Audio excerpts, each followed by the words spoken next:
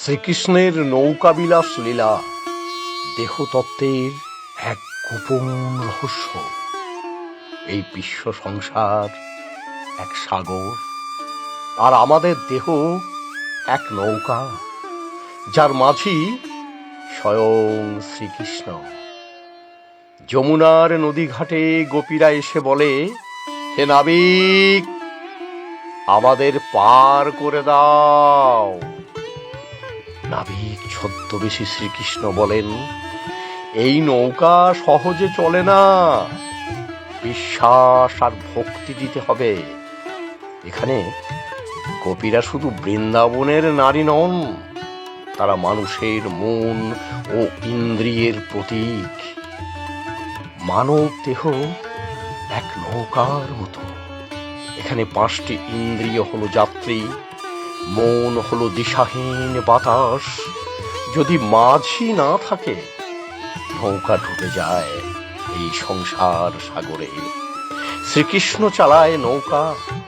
শ্রীকৃষ্ণ এখানে আত্মা বা চেতন, তিনি দেহকে সঠিক পথে চালিত করেন। মাঝ নদীতে হঠাৎ ঝড় ওঠে, নৌকা দুলতে থাকে। গোপীরা ভয়ে চিৎকার করে বলে, আমাদের বাঁচাও, আমাদের বাঁচাও, আমরা ডুবে যাচ্ছি। শ্রীকৃষ্ণ বলেন, সব ছেড়ে দাও, অহংকার, লোভ, মায়া, মোহ, তবেই নৌকা হালকা হবে।